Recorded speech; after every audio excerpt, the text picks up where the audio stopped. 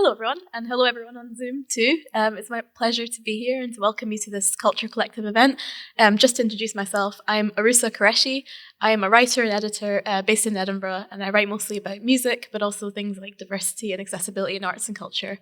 My pronouns are she and her, and just to visually describe myself, I'm an Asian woman with long, dark hair, and I'm wearing blue dungarees. Very stylish, right?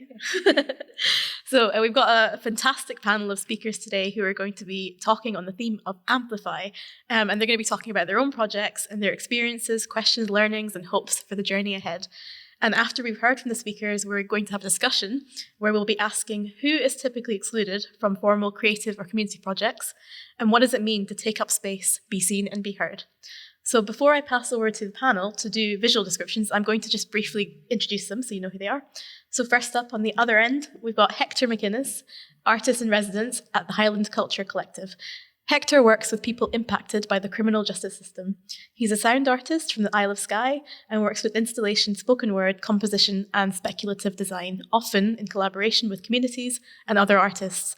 And his practice revolves around exploring the Highlands and Islands and the people who live there in all their different capacities as engines of rural futurism. Next to Hector, there's Chidera David Chukwujekwu, who's the project coordinator at Restless Natives at Intercultural Youth Scotland. Intercultural Youth Scotland is Scotland's leading charity for young people of colour. IYS's services cover a wide range from youth work and education to employability and mental health. The Restless Natives programme aims to tackle the barriers to employment faced by young Black people and people of colour aged 11 to 25 with support at every stage of their journey. Then we've got Aika Headlam, who's the founder of We Are Here Scotland and Creative Me podcasts. We Are Here is a community interest company with an aim to amplify the voices of people of colour, in particular artists and creatives who reside in Scotland, with opportunities to share their work, connect with each other and have their voices heard within the wider community. BIPOC artists and creatives working within Scotland's creative industries are significantly underrepresented, and We Are Here Scotland are working to change this. And then finally, we have a wonderful group from Art27. We've got Asha, Yuki, and Cameron, and we've also got Azza and Melody coming up to chat as well in a bit. Art27 at Southside is a partnership between Art27, Southside Community Centre, and the City of Edinburgh Council to employ artists as catalysts for the reactivation of a traditional community centre. They aim to transform it into a vibrant cultural hub, which is relevant, inclusive, reflective, and driven by everyone, including the many ethnically diverse communities in its neighbourhood. So that is the awesome panel. I'm now going to pass over to the panel who are going to visually introduce themselves and then talk about their projects. So start with Hector, please. Do you want just the visual description, or will I then? Yeah, then go ahead. Okay. Thanks, Arusa. Hi, my name's Hector. I am a white Scianach, which is a person from the Isle of Skye. I have a beard and a shaved head, and I'm dressed in a blue shirt and a pair of dark blue corduroys, and a blue hat, and my blue COVID mask. I'm really excited to hear what everyone's got to say today. I have been sort of trying to wrap my head around all the various things involved in this really interesting theme, and eventually I thought the only way I can do this, if you'll indulge me, is I'm just going to read out some diary entries from the project so far. I say, if you'll indulge me, that you don't have a choice. I was just being polite. So, excerpts from the diary of an amplifier. October the 4th. Morven has asked me to come and join a panel on amplifying minoritized voices because of my work with people affected by criminal justice. I sat down to set out some thoughts, and a vision came to me of what I'm trying to do, an intricate, extended metaphor that will bring together my own unminoritized identity, the amplifier as a porous entanglement of components, the no-input mixing board techniques of Toshimaru Nakamura, improvisation, Ubuntu philosophy, the loudness wars. I hope everyone likes it. October the 23rd. A couple of weeks ago, I was explaining some of my workshop ideas to a former prisoner over a coffee, and they squinted at me cynically. The thing you have to understand, they said, is that you're a different person in prison. You don't necessarily give the answers you would on the outside. You'll say whatever you need to, because there's someone right there on this side of you and right there on that side of you. It was, he said, a kind of twilight zone where truth didn't exist, only fear and performance. I had mentioned a session I wanted to run built around a kind of group version of Desert Island Discs. And he said, you can ask them to choose their favorite songs or songs that mean something to them, but they'll make the choices that they want other prisoners to think they would make. This morning I ran the session and we listened to Candy by Paolo Nutini, Highland Cathedral, Danny Boy, and From This Moment On by Shania Twain. I haven't had a chance to go back to the former prisoner and ask for his analysis.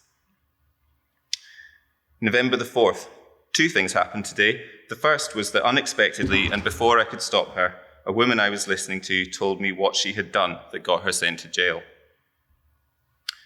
This section of the diary I have redacted, obviously, but it contains one of the most tragic and upsetting and 2 of the funniest things anyone's ever said to me. I listened to her for an hour more and noted down, am I supposed to do something with that? Later the same afternoon, I was sent a copy of the Sound Art Collective Ultra Reds document, How to Hear in Common, which includes the following paragraphs. When we listen to others' struggles, where do we experience the visceral? From this comes learning and maybe holding off on insisting that as artists or whatever, we might have something to say. Essentially, being visceral, embodied in pain, to feel joy, to be actually touched by listening, is to hear in sound a call for solidarity. Do not let us be attacked anymore. Do not let us be humiliated anymore. This moment of tense hearing may then be our limit point of silent listening before such viscerality has to be expressed, translated, articulated back into words that lead to a collective consequence. We cannot ultimately say nothing or do nothing. November the 10th, I had a discussion group today with 6 inmates and 2 prison staff about what their voice might be, whether it was minoritized, and whether or how it could or even should be amplified. Someone in the room said to someone else, "You're part of a minority now, whether you like it or not." And my gut reaction was, I'm not sure that's entirely what I meant, but I guess maybe it should have been. Branded, one of them said, and then expanded, what people don't know about you, they'll make up. This particular problem is not unique to prisoners, but the normal solution, to amplify the truth, to fill that knowledge gap with the truth, leaving less headroom for the making up, was not up for consideration. Instead, they are expecting, at best, to have their world listen to them by shrinking their worlds, keeping only the people that matter close enough that they can whisper. One of the remand prisoners said, "I speak to 3 or 4 people now." I ask if they want to try a wee experiment and say that if there's one thing they might want the wider world to hear, they can write it down, stick it in a box, and I'll read it out in Edinburgh. We spend the rest of the morning jamming on Ableton Live, and when I pack up, the box has 2 pieces of paper in it. November the 12th. Just going to have a drink of water, sorry. November the 12th. I'm sitting on the train from Inverness to Edinburgh, thinking about how my own run-ins with the law have panned out.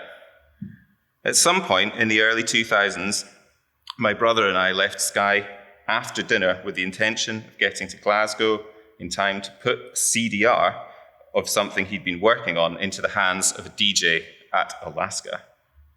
Driving at high speed towards Fort William with a broken stereo and Toto blaring out of a ghetto blaster at my feet, we overtook an unmarked police car in a 30 zone, and by the time we reached the next roundabout, the road was blocked by 2 patrol vehicles.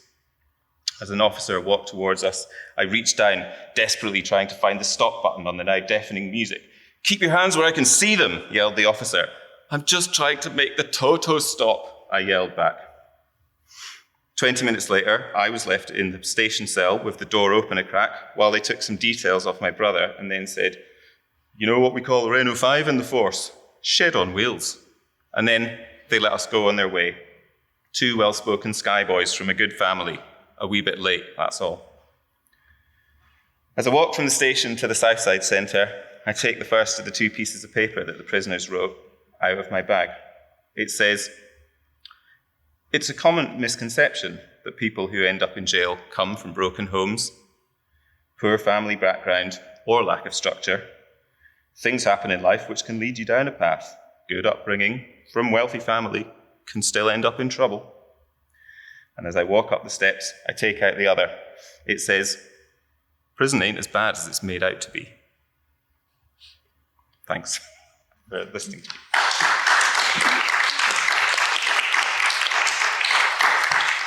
Thanks so much, Hector. Chidera, do you want to go next? And visual descriptions, and then feel free to take it away. Yeah, of course. So good afternoon. My name's Chidera David Chukwujekwu, and I'm head of media and comms at Intercultural Youth Scotland and project lead for Culture Collective. A visual description of myself: I am a black man with about medium long afro hair. I have a septum piercing, 2 ear piercings, and I'm wearing a white half zip jumper and black trousers and black boots, if that's useful, but don't look at my feet. That's weird.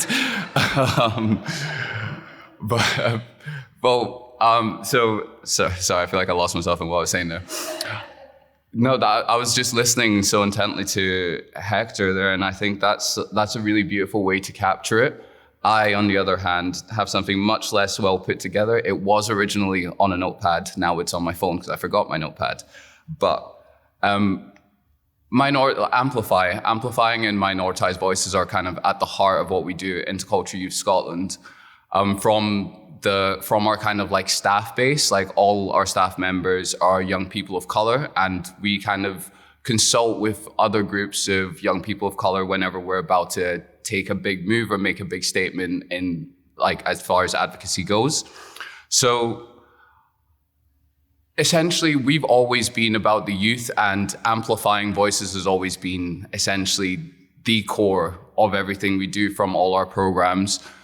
With the Culture Collective, we have been working on what we call Scotland in Colour. I'm not sure if some of you have heard of it, but it's a yearly festival that we run, and we've been trying to upscale it year on year to kind of get more voices out and in front of these kind of major stages.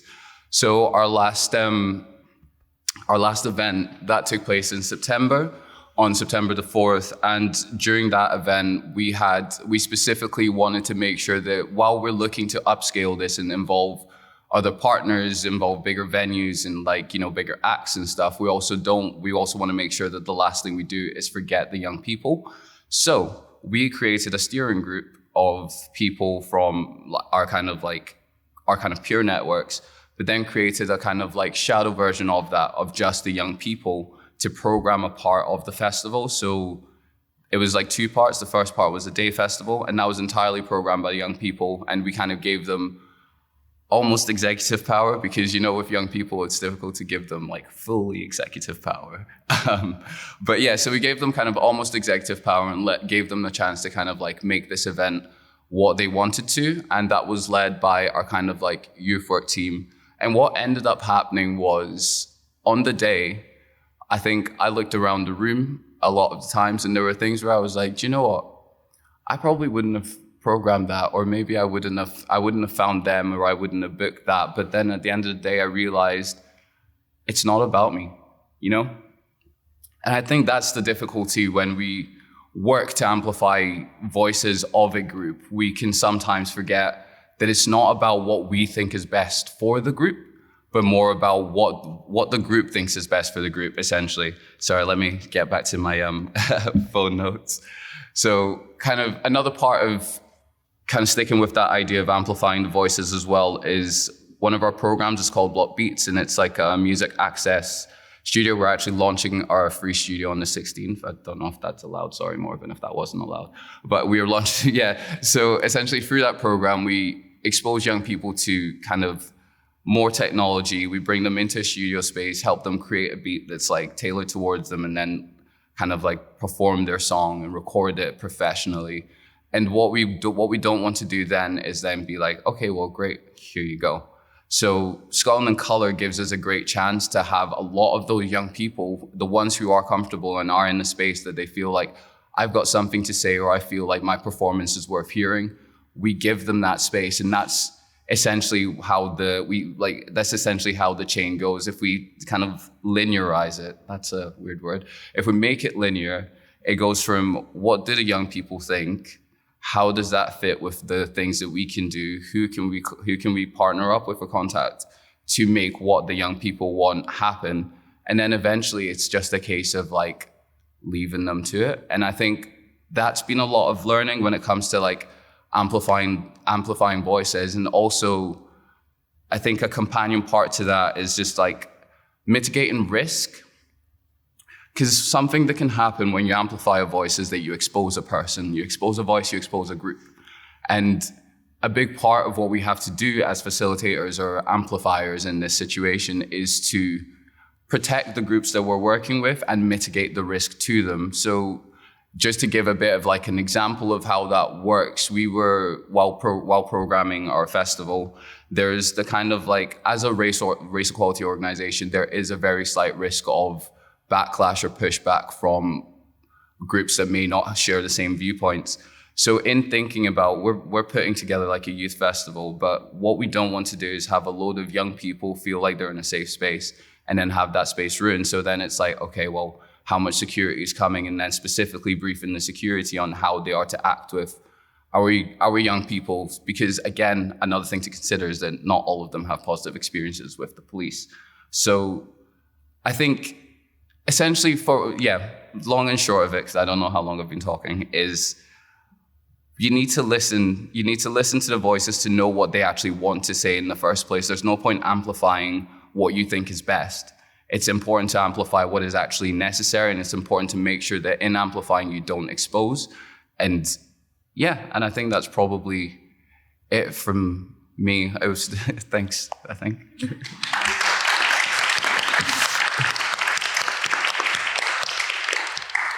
Thanks so much. And now we've got Ika Headlam.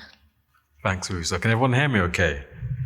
Cool. Yeah, so a visual description of myself. I am a black male, wearing a teal hoodie, shaved head, glasses, and dark blue jeans. When I think about amplifying voices, for me, I grew up in like Southeast London. I was born in 1981. Just at the height of the Brixton riots. My family come from Jamaica, so I've always had this kind of sense of being taught how to amplify my voice in lots of different spaces. And it served me well in some occasions, and on other occasions it hasn't. But I think that's kind of followed me in terms of when I moved to Scotland, when I studied at university, when I became a social worker, when I worked with vulnerable young families, it's always been a strong sense for me to actually help vulnerable people or people that need to be heard, to be a champion of amplifying and supporting them to amplify their own voice and create their own story and their own narrative. So for me, I've always been interested in art and creativity and design from a young age when I was growing up in London. And this followed me even into my job as a social worker, working with vulnerable young children. And through these different connections within the northeast of Scotland, where I'm based, I've started to kind of meet really interesting artists and creatives to the point that I didn't feel like anyone was really kind of documenting or highlighting what was going on in the northeast of Scotland. Hence why I started this podcast back in 2017 called Create Me Podcast, just exploring creativity in the northeast of Scotland.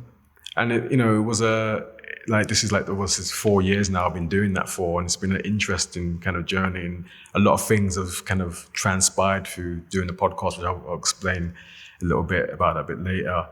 So in the first few years of doing the podcast, it's a hard graft because everything I'm doing is like with self-taught, didn't get any kind of support or help, and applying for funding, getting knockbacks and stuff, so you get equally quite frustrated in that kind of position, but also kind of loving that position of when you can also amplify people in the creative and artistic community, people surrounded around you, when you can support them. That's a really, really nice feeling to kind of do that as well, alongside working full-time in social work. But soon after, probably like late 2018, I started to go to a lot of events and showcases, and I started to kind of question these kind of spaces in terms of organizations, like who's behind this? Why is it the people that are organizing this don't look like me?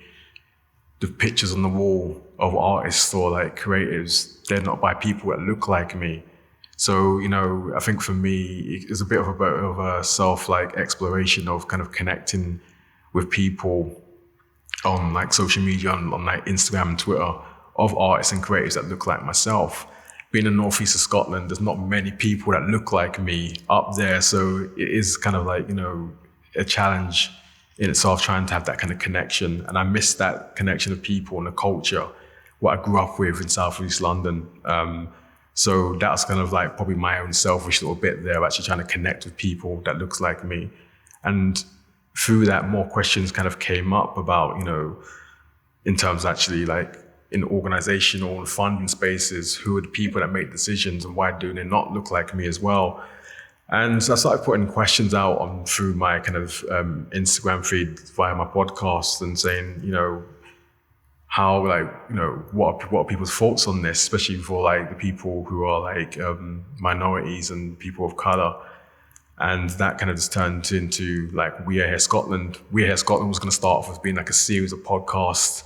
That's what I knew, doing podcasts. But then it kind of just transpired into like in the new year. I remember setting up the Instagram account for We Are Here Scotland in January last year. And then unbeknownst to everyone, the pandemic happened. I've shared this story with everyone before. Some people know this, that at the height of COVID, I unfortunately caught COVID. And it wasn't looking quite great for me when I caught COVID. I was in hospital for a week and a bit. And when I came out of hospital, a lot of things were happening in the world in terms of actually like the Black Lives Matter movement, which I always kind of reflect on actually this thing about lack of representation and social injustice has always been a thing for people that look like me. So I kind of just got on my Instagram feed for We Are Here Scotland and just vented my frustration, my hurt and my anger. And yeah, we started to get like a lot of kind of just attention. I was just ranting. I was just venting out, like just coming out into the void, but also trying to bring it back to actually the main focus of like art and creativity and the lack of representation for Black and people of color. And so with that, We Are Here Scotland started to kind of grow and started to kind of speak to different people within the community in Edinburgh, Glasgow, Dundee, in the northeast of Scotland and further afield, and started to kind of like, ask people like, what is it like they would definitely kind of need or what they want, to be seen within Scotland's creative industries. And a lot of people saying like, funding, more representation.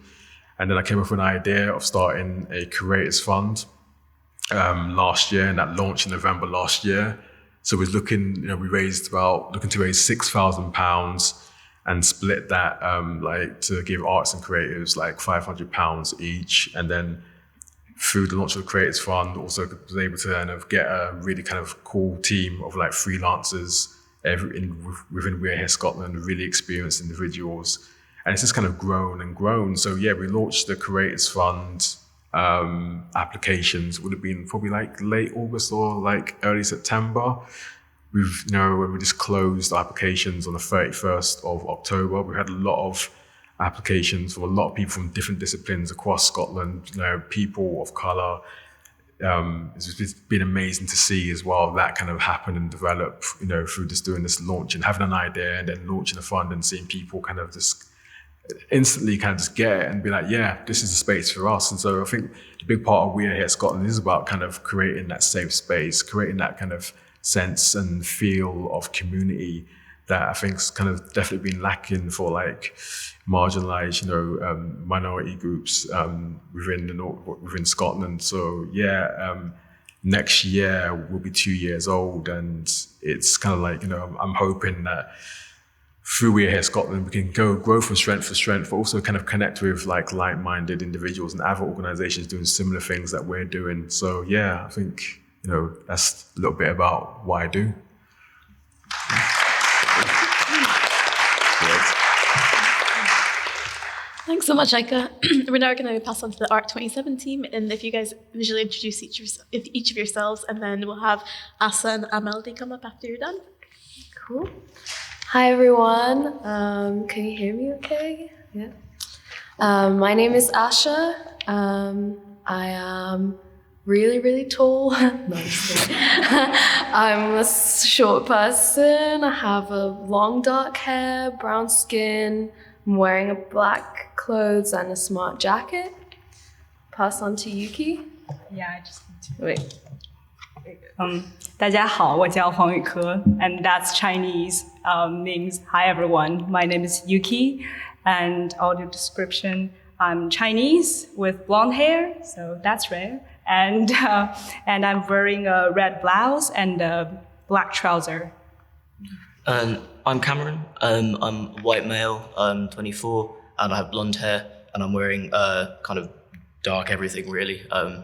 Blazer, shirt, trousers, and brown boots. There we go. Thanks, guys. Okay, so we're from Art 27 Scotland, and thanks for coming here to our building, everyone.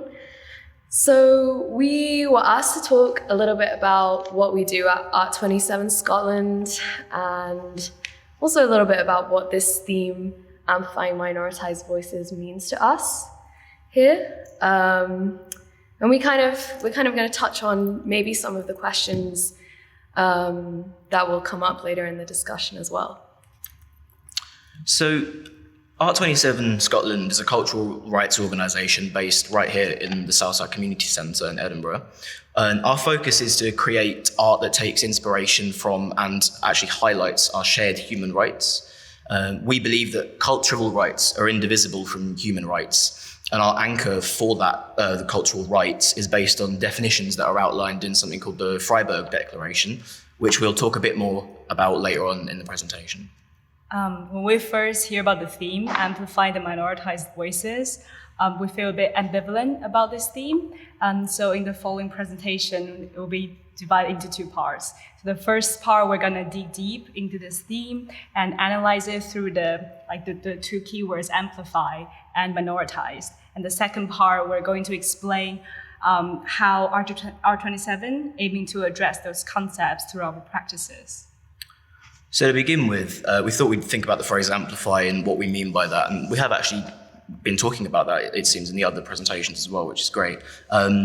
We think that we need to ask not just who we should reach by amplifying minoritized voices, but whether it's even our place as cultural organizations to amplify voices in this way. We think it's important to ask the question, who are we amplifying for and why? Is it for the benefit of the voices themselves, or is it more for the benefit of a cultural hegemony that isn't actually listening? So within this, we feel Art 27 Scotland, we need to acknowledge the power structures at play, the ones which we are subject to, all of us as cultural organisations, but also the ones which we unwittingly impose perhaps on others, such as cultural gatekeeping. Yeah, so thinking a little bit more about these power structures, right? When we hear this word amplify, at first I think we all feel it's a really good thing. Like, okay, great. Like, I would like my voice to be amplified. Sounds good, But then, thinking a little bit more about, well, what does it mean? Who's amplifying who? Who has the power in that situation? Start to question it a little bit. Yeah. And for me, when I first hear about this theme, I just have this vivid imagery of someone else handing me a mic and tell me to talk louder. So this act itself kind of assume a power dynamic with someone having more resources and greater power and tell me and give permission for me to talk. But instead, I don't think the purpose is to amplify, but to recognize the equal agency in the conversation. It's not just to make anyone louder. And I think we also need to be extra careful about not parading the minority groups to fulfill the agenda of multiculturalism or cultural diversity. I think we're just careful to not be too self-congratulatory about it. And in the preparation process, when we're discussing within the group, our team member Azza, who's from the Sudanese community, bring up things like she doesn't feel the need to be amplified because within her own community, people can already hear her loud and clear. So this is really, think about like the word amplify, like what actually needed to be amplified, and whether we are imposing our assumptions and power structures onto other voices who are already being heard in the community. And maybe we just need to listen, not amplify. Yeah, like I think someone else touched on this concept of listening rather than amplifying always. And I think it's really interesting in that it kind of, we think about this a little more, we kind of start to think about minoritized. What does it mean to be minoritized?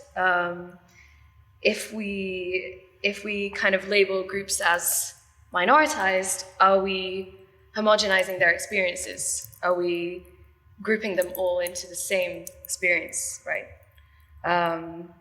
We kind of felt a bit like minoritized, it's more, maybe it should be broken up and looking at these individual identities rather than something as a whole.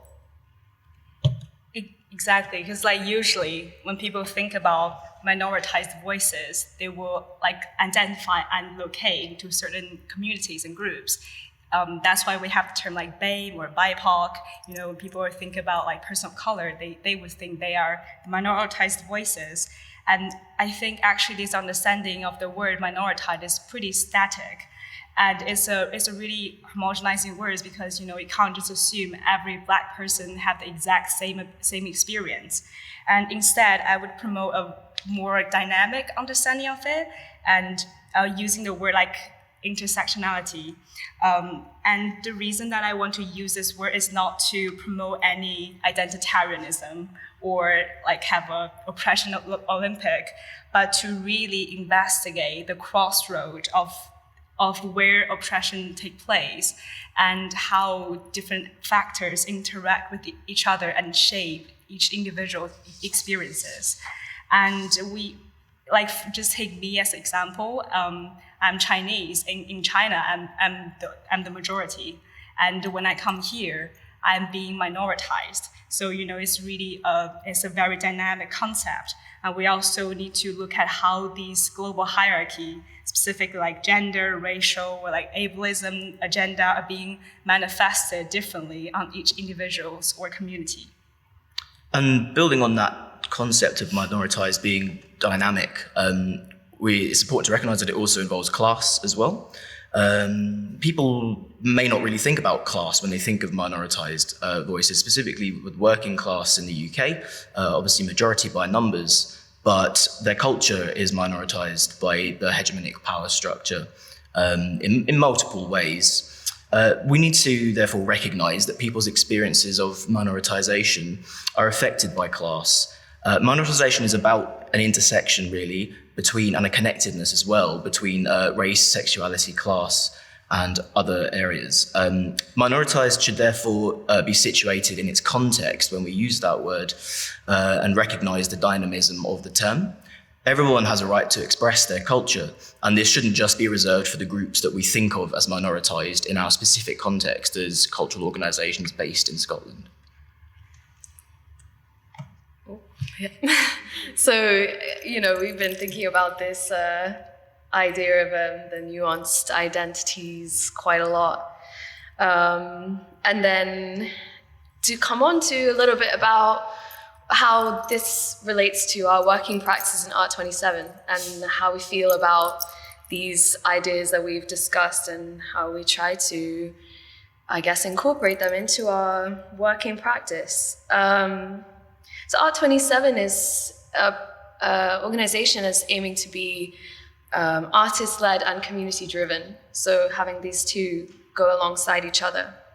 And as we state at the beginning, it's based around the Freiburg Declaration. This is a document which is attempting to bring together all of the human rights legislation, the references within this to cultural rights. So what are cultural rights? And drawing out this concept.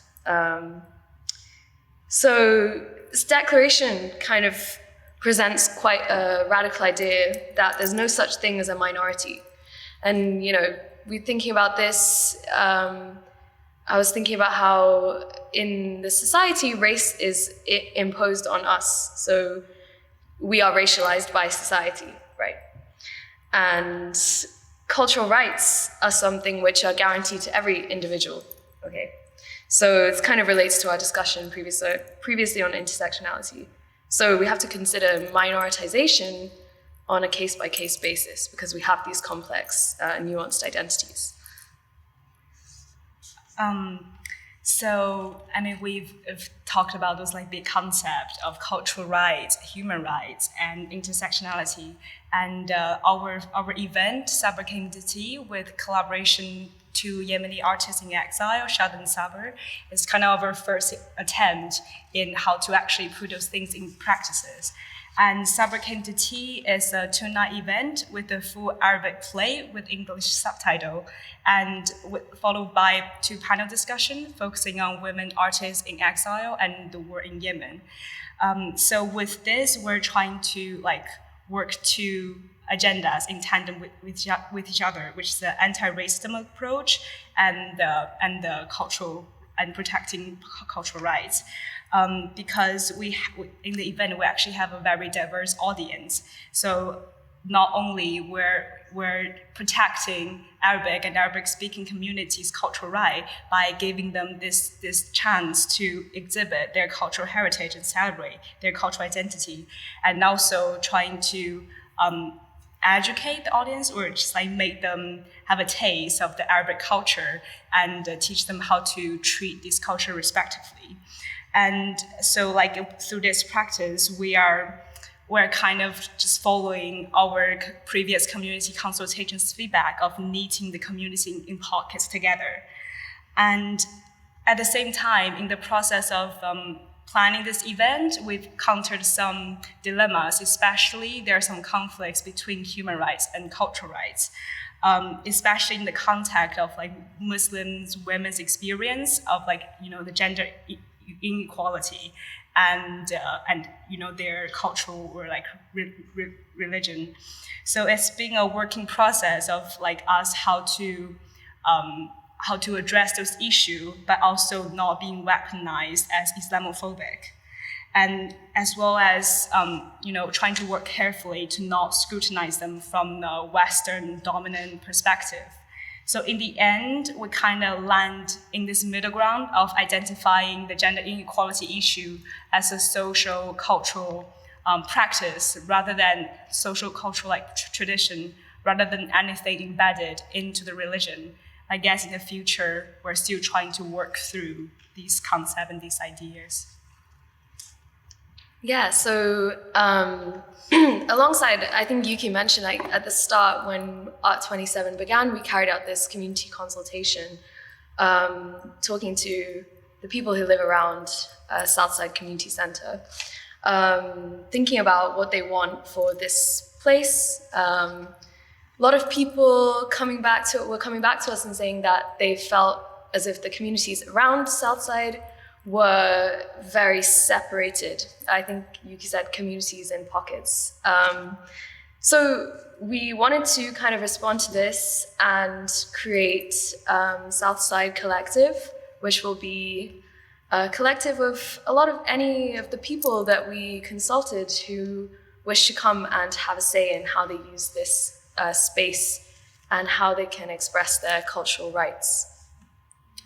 So this is part of what we were trying to do, but also Yuki mentioned as well this idea of the Western perspective, Western gaze, which I think is important to understand when we look at amplifying minoritized voices, especially since we are in Scotland. It's a country built on colonial exploitation, and analyze the fact that a lot of our organizations, they often can act to reproduce colonial structures.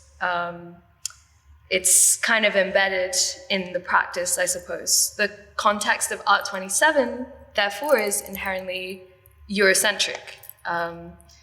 Therefore, we're kind of searching for ways to decolonize our work and decolonize our practice. The way for us towards this is looking towards things like cultural rights, language, use of language, place building, and using the space to express cultural rights. So, to conclude, we're aware that we're also part of this power structure that controls access to the arts in Scotland, as Ash has just said. What is key is that we take this awareness and don't simply give up on our projects. It's too easy to sort of have a defeatist attitude once we're confronted with all of this information. Instead, we plan to move ahead with our plans and projects, but with everything we do informed by this awareness, and this awareness being created from things like our community consultations and direct engagement with the communities we're working with. Overall, we're working with our artist residencies and communities to further inform the awareness as well. We're aiming for the ultimate goal of a horizontal power structure in our own delivery team here, but more widely, we think there needs to be a more horizontal structure between cultural organisations in Scotland as well, which recognises the multiple strengths of smaller organisations like ours, and not just foregrounding the biggest and loudest voices. Art27, for example, we've got a lot to say about environmental and social issues alongside what we talked about today. And we'd love to be able to talk across these themes in a more interconnected way in the future. We hope to take the first key steps towards this more general structural change in the arts sector over the coming year. And we thank you for listening to our presentation.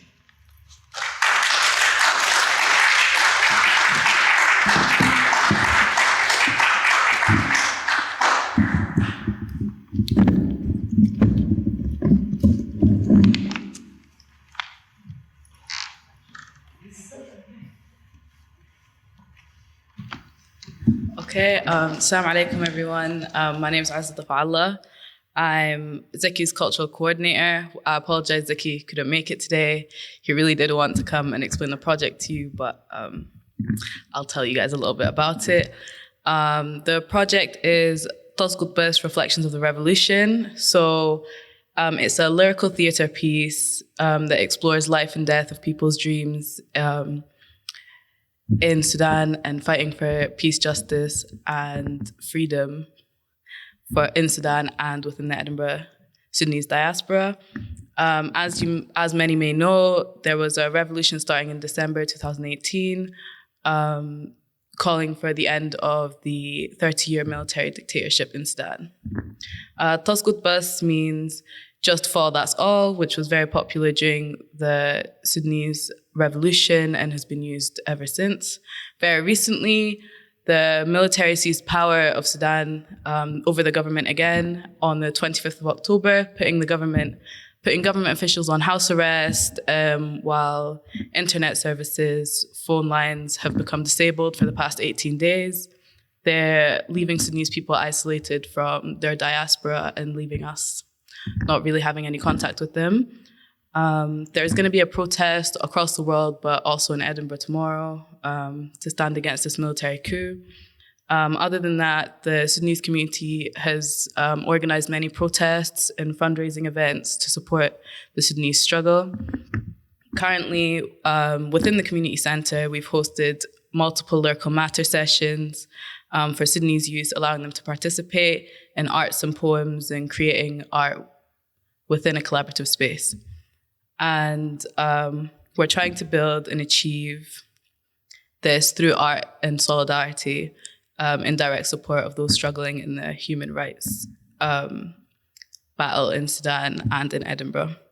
Next on, we'll have, okay, I felt like I was talking too much anyway. Next on, we'll have the wonderful Ameldy. He's a highly talented lyricist who will be working closely with us within the project as a musical collaborator. Ahmed Musa is a Sudanese-born but Edinburgh-raised, and you can find him on Instagram as Ameldy249 and on all streaming platforms, like I mean every single streaming platform, as Ameldy.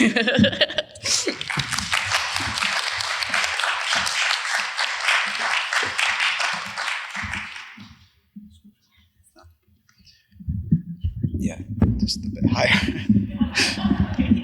She's kind of tiny. Yeah, that's perfect.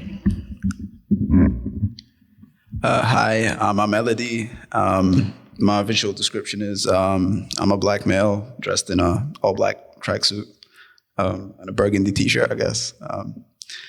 I'll be performing 3 songs today. The first of which is the Mashahid, which translates to Martyr's Blood.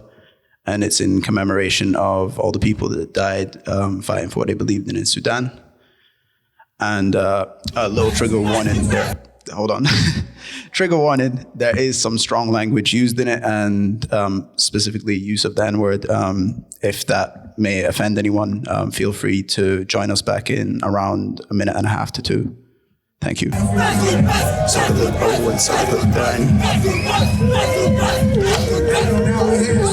This one's dedicated to all the people that passed away, fighting for what they believed in Sudan, fighting for the people, fighting for the nation. Allah yarham kull shuhada.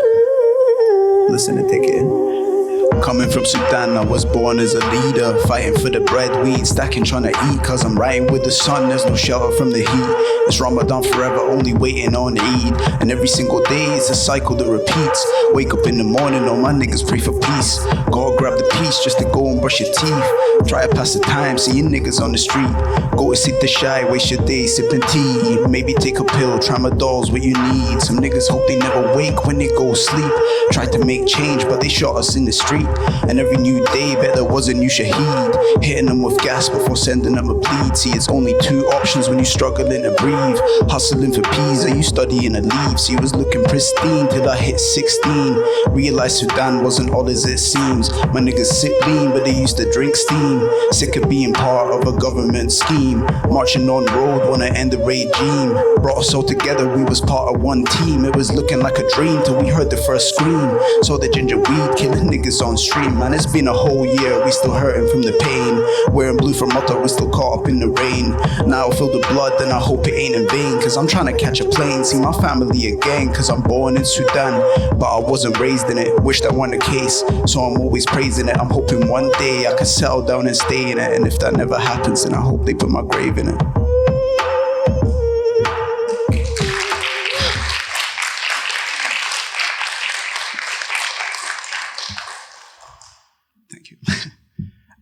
Thank you.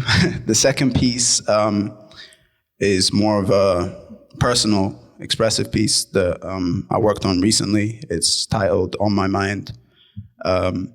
This one features no strong language, so feel free to listen. Run it. Listen, man. I got a lot on my mind. I don't really know if I'm fine. I'm keeping a step and while my head is frozen in time. I'm looking for pieces to find. I'm looking for peace of mind. I go to when it was better and settle for hit and rewind. I miss the pleasure, the pain. It's got me stuck in a bind. These times I treasured, I wouldn't forget or leave it behind. I thought the stars were aligned, but now I'm coming to find it's really true what they say when they say that loving is blind. It's true the feeling is rough, but mama be raising me tough. I get to breaking, it's leaving me aching. I feel like I'm living a bluff. I'm feeling enough is enough, but it disappear with a puff. I've been in my feelings and she got me dreaming. I'm ready to be in a cuff. I tried to build up a wall and I built the thing up real tall, but soon as she give me a call, I feel like it's ready to fall. And she make my trouble seem small or never existed at all. I hear a voice in my head and it's echoing through like a hall. It's echoing through like a hall. I'm just repeating in hope that maybe I'm still in your scope. Shit.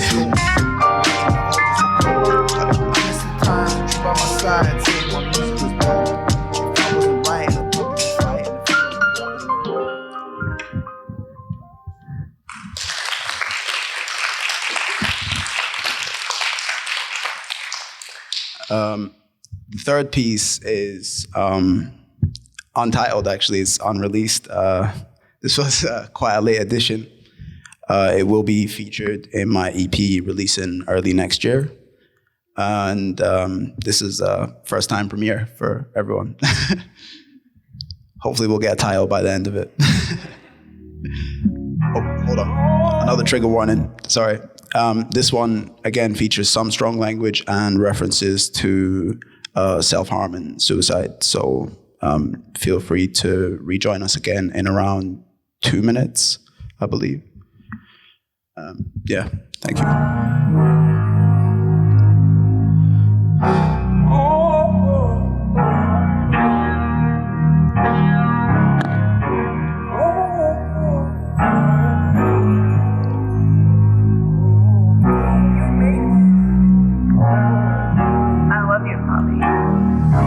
I'm addicted to killing pain and creating and restarting, to experience it again and all the memories departing. I'm waiting for the end because it's barely feel like starting. Trying to leave behind my music, only thing I put my heart in. Was never in it to be charting or even to be charming. But hungry for success, but the struggle left me starving. Kept thinking that I found the one that I could call my darling.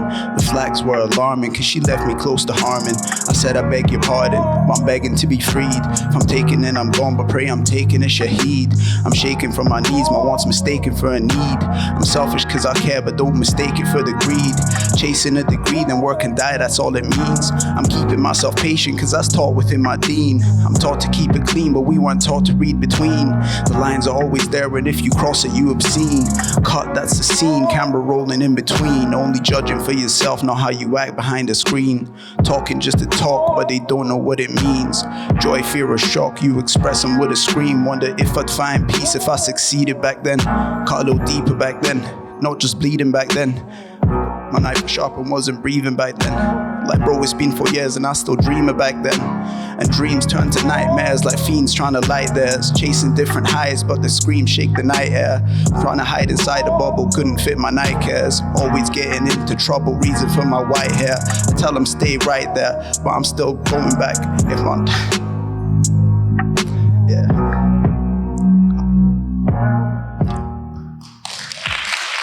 Thank you.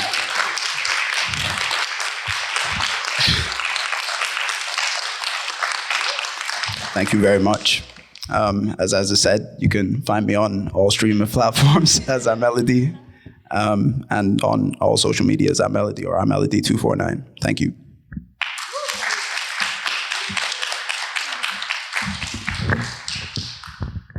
Thank you so much for that performance. That was brilliant. And thank you to Azza for the introduction as well. And to the lovely panel. And massive shout out to the BSL interpreters, Sabine and Karen. Karen, especially in the last track, didn't have the lyrics in front of her, which is amazing. So thank you guys so much. We're just going to take a really short 5-minute break. Then we're going to come back and have our discussion part of the chat. So come back about 3:05, if that's cool. So everyone grab a drink, everyone on Zoom, grab a cup of tea or something, and we'll see you soon. All right, hi everyone, welcome back. Thanks so much again for joining us, and thank you to the panel for all their amazing contributions so far. So we're now going to be going into a bit of a discussion and interrogating this theme of Amplify, and we're also going to be taking questions from the audience, so please do raise your hand or virtually raise your hand, and Marvin's going to send me questions to look at via WhatsApp, so I'm keeping an eye on my phone as well. So I'm going to start by just asking the panel a general question, which is, and I know that the Art 27 team kind of touched on this already, so you'll probably have some additions to this question. When we use the word amplify, who are we looking to reach? And if we're amplifying minoritized voices, who should be listening? So if it's okay, because you guys kind of spoke about this already, if we go over to that side of the room, and would one of either Hector, Aika, or Chidera like to take that on? Okay. For anyone confused, we just looked at each other there for a minute. Okay, when it comes to amplifying voices, who are we trying to reach and what do we mean? I think, yeah, you guys actually touched quite a lot on some of the discussion points that maybe we were going to come on to, but I think as far as amplifying voices, who's our audience? The audience ultimately is everyone, because it feeds from, we want the top level to hear it because we want them to make change, but we also want the people at the kind of like very base of that, the people, like we go back to that idea of like, what is it we're amplifying and who is it and what is it they actually want to say? And it's important that at the end, we're not only targeting the kind of like outcome at the government or bodies that can change things. We're also targeting it directly back to the young people, young people. I might say young people quite a lot because I work with young people, but obviously this is quite a diverse group of work areas.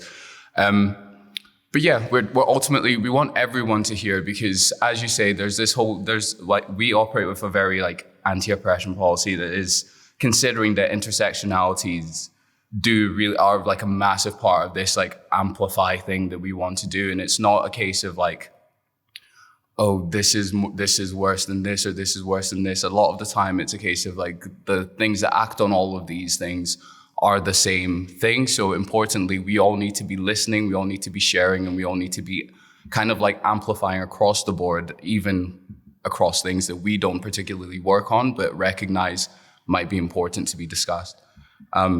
I don't know if anyone wants to pick that up from there, because I might have rambled for a second. No, you didn't ramble. No, I 100% agree with you. As going to that, that question, Arusa, I think it's actually from my kind of experience, it's definitely about how we amplify each other as well. And actually, I think David mentioned there on that kind of base level as well. I think that's what I'm trying to do, and the rest of the team for We Here Scotland are doing. It's actually kind of creating that spotlight for people like ourselves in the kind of artistic and creative community. So as much as we can do that as possible, that's what we're kind of here for.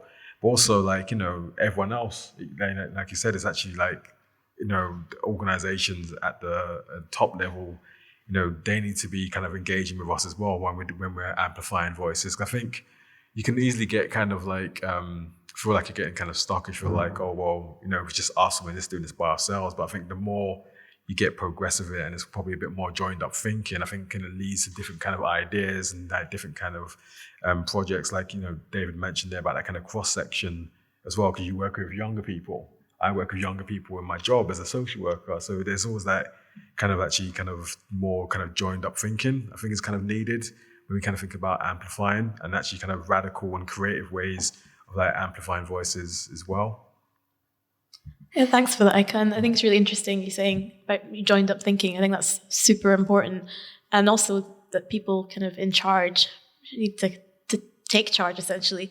And with that in mind, what should leaders that are in the creative industries be doing and to work on amplifying voices? What are the people in charge? What should be their priorities?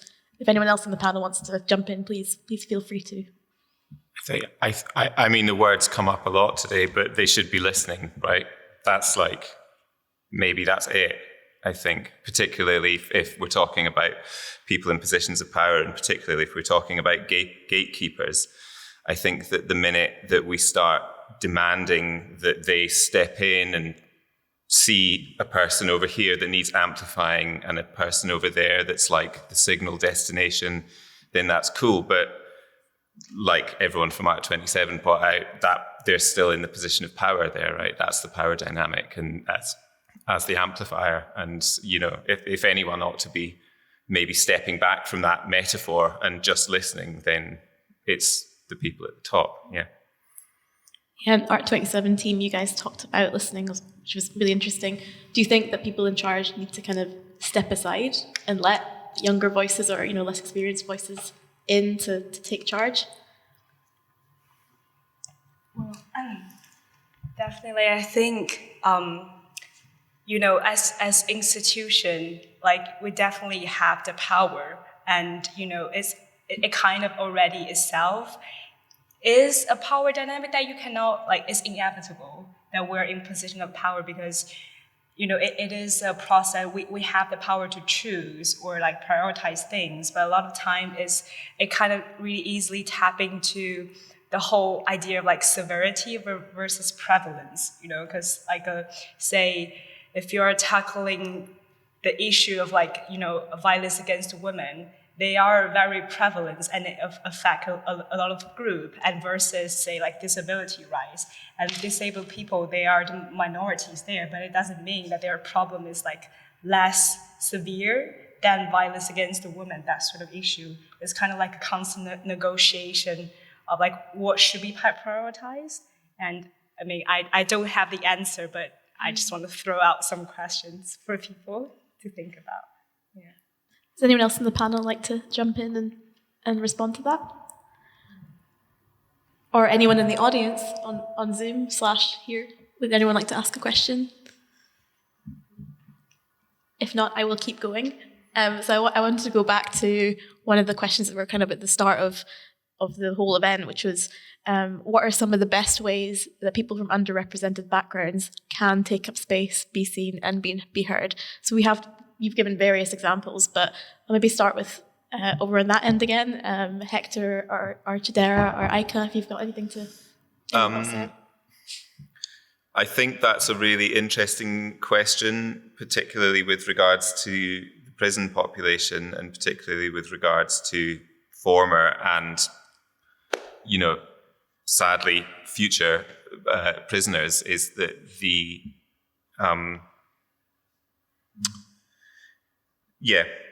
process is available for making them seen and heard. It would need to be approached with such caution and such kind of awareness of what those people's backgrounds are and the complications of their lives and the complications of the relationship of the amplification metaphor to their victims, for example, just makes it like a really interesting place for me to be working with as an artist, but also like an incredibly hazardous place to be like letting these extended metaphors get out of hand, right? Because you can just very easily end up,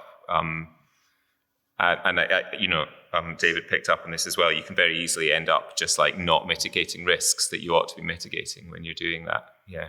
So I'm not sure if that really particularly answered your question, but I maybe got as close to it as I felt I could.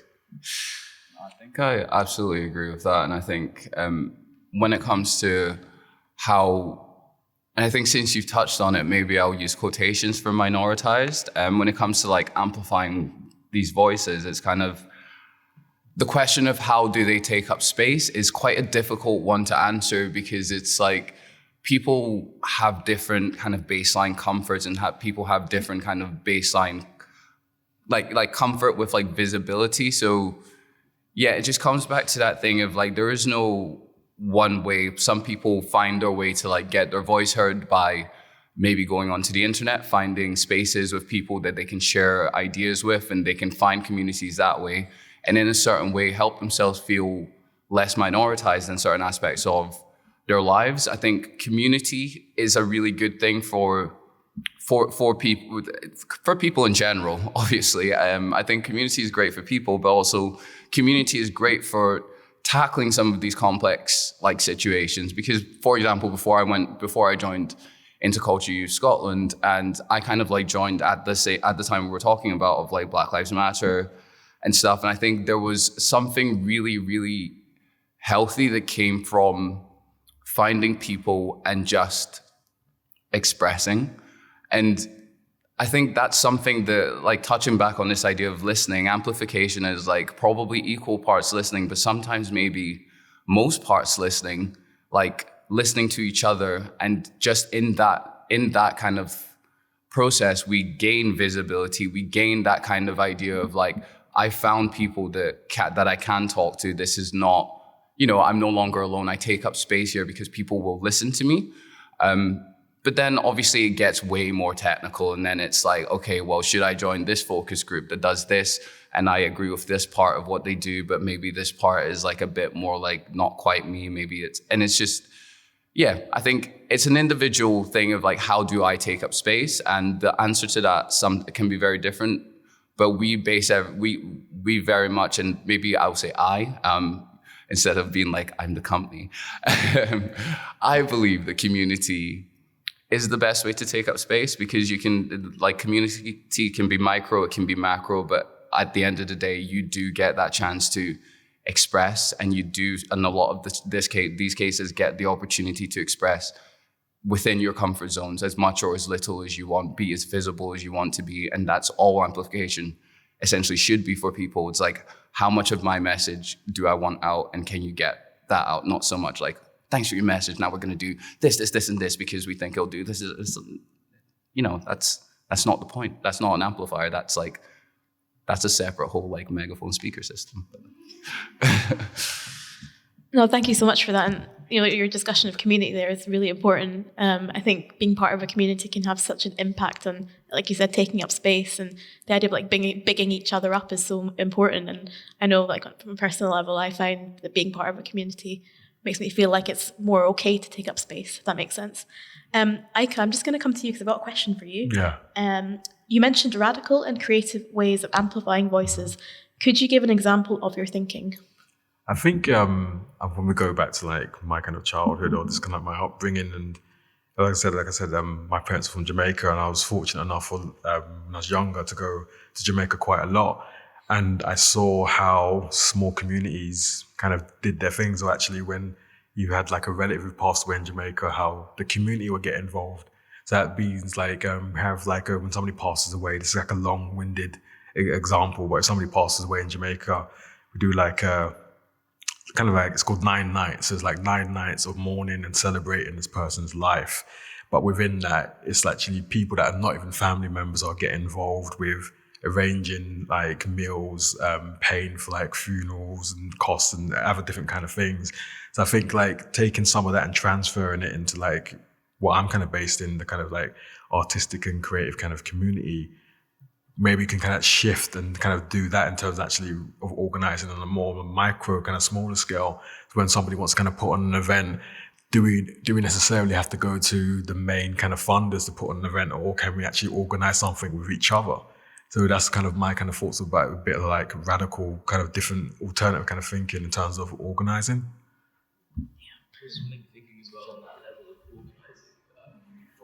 Organizations like ours and others, it's probably important with the taking up space point as well to just know when to remove ourselves from a space, or to not dominate a space, and do a lot of analysis on where it would actually be better for us to not put our oar in as such, or try and facilitate that space being taken up by somebody else, rather than us trying to be the amplifiers or that all the time, and thinking that is the role all the time of of an organization like ours.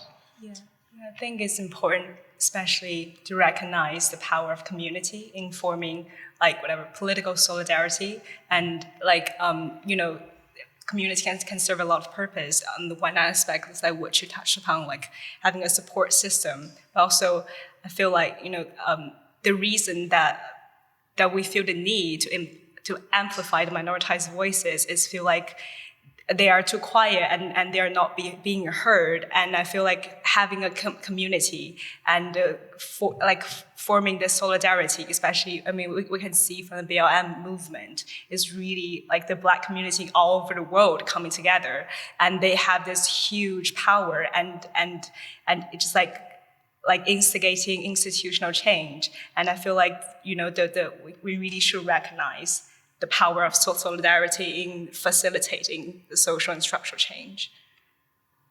Yeah, you're totally 100% right. And Asha, did you want to add something there? Yeah, also maybe just following on from what Yuki said, like it's a conversation which has been ongoing for a long time, right? This, a big organization saying, let's amplify these voices, but maybe it's still going because has it worked? Like maybe we need to look towards these methods, newer methods, because otherwise we just keep reproducing power structures from the past.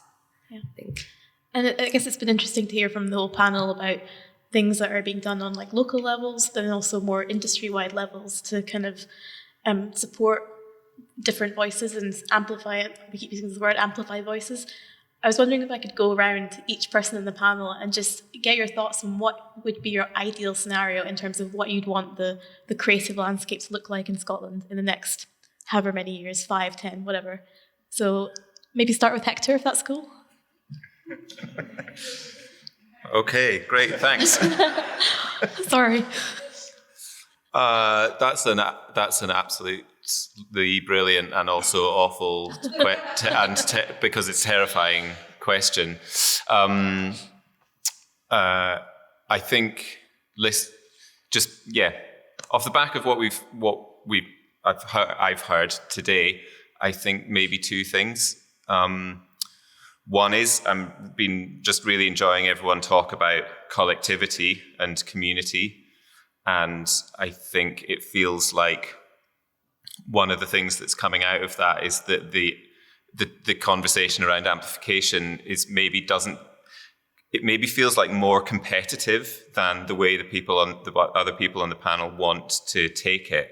And maybe we want to start shifting towards, rather than feeling like we're trying to like outshout whoever else we're trying to outshout or whatever, but rather that we've got a kind of discourse space that we need to see as like a commons that we have to, share and occupy and look after for our own sake as well as for everyone else's sake. So that would be cool. Yeah. Also, I think, I don't know, I mean, if we're talking about like what do we want the creative landscape to, like what do we want fixed in like 5 years' time? I mean, what I would like to, it seems like at the moment, particularly in the wake of the pandemic, the arts community is like really kind of restless for change. And what I would like to see in 5 years' time is for us to have achieved a lot of the things that we're restless for, but still be just as restless as we are now for like the next things. Yeah. Thank you, Hector. That's great. Just before we move on to the next few people to answer that question, there was a Zoom question that's come in, so I'm going to just add it on to the end of my question. And this question is from Phoenix Archer, and they are asking, what advice can you give to minoritized community members / leaders who are setting up organizations to amplify voices to take care of their health, especially mental health? So would anyone like to talk about their thoughts on the creative landscape, but also what kind of community leaders, members can do in terms of taking care of their health?